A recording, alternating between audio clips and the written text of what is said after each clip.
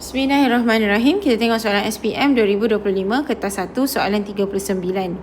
Jadual 6 menunjukkan bahan tindak balas yang digunakan dalam eksperimen 1 dan eksperimen 2 untuk menentukan kadar tindak balas.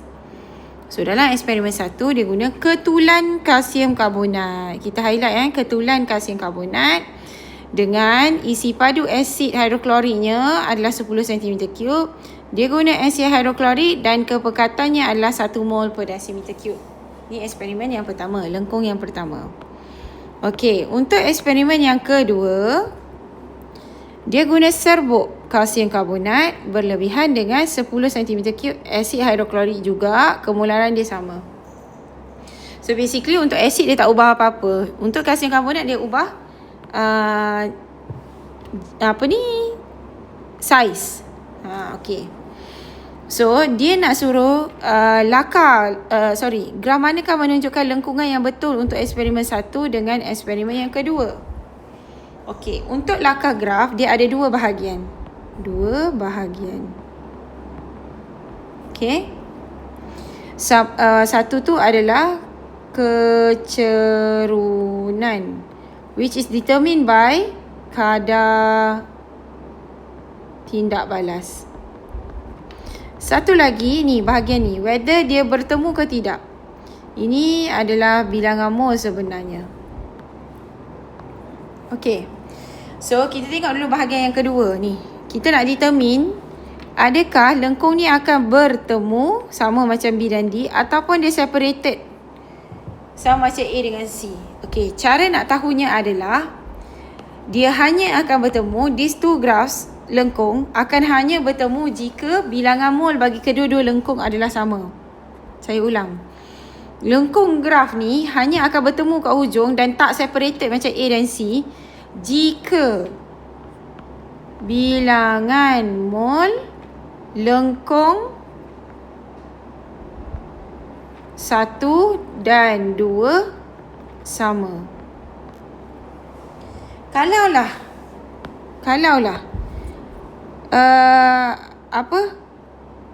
dia tak bertemu kat hujung, maksudnya bilangan mol lengkung 1 dan 2 tak sama lah. Okey, dapat ke? Macam contoh situasi A dengan C ni. Macam ni, bilangan mol tak sama. Okey, so kita nak determine adakah bilangan mol dia sama ke tak. So, cara nak tentukan bilangan mol adalah kiralah bilangan mol. N sama dengan M darab V. M adalah 1. Ni, kemularan dia 1. Isi padu V saya akan tukarkan kepada unit desimeter cube. So, 10 bagi 1000 lah kan. Which is 0.01. So, bilangan mol untuk eksperimen yang pertama adalah 0.01 mol.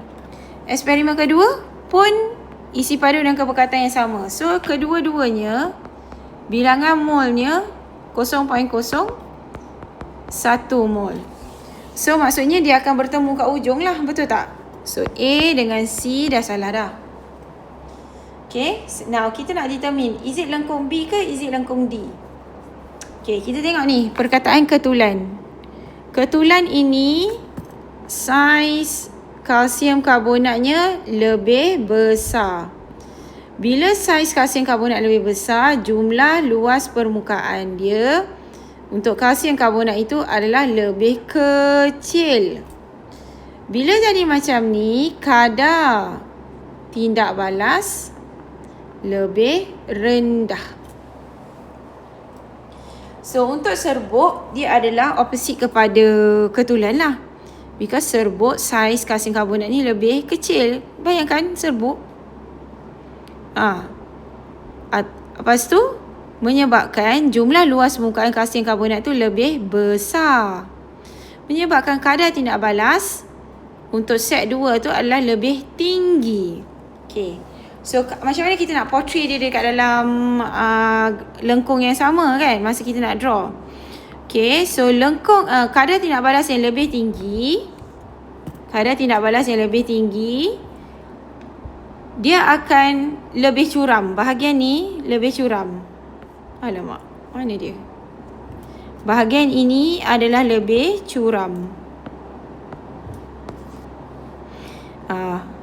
Okey, dapat ya? Maksudnya ni, nampak tak? Kalau saya letak line kat sini, satu macam ni, satu macam ni. Betul tak?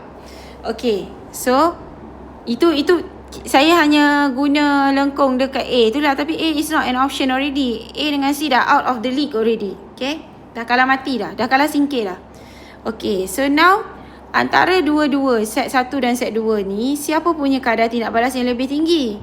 Kadar tindak balas yang lebih tinggi adalah serbuk lah. Yang guna serbuk. Sebab jumlah luas permukaannya adalah lebih besar. So kadar tindak balas lebih tinggi. Okay, so bermaksud yang nombor 2 tu kecerunan dia adalah lebih tinggi. Macam tu lah. Okay. Kalau yang nombor 1, dia guna ketulan, dia macam ni je. So you kena buat dia jumpa dekat ujung. Yang ni saya kena buat freehand. Nampak tak? Dia kena jumpa kat ujung. Gitu. So yang pertama ni, yang curam ni siapa? Eksperimen nombor 2. Yang landai ni eksperimen nombor 1. So dia jawapannya adalah B. Okey, itu sahaja. Sekian, terima kasih. Bye.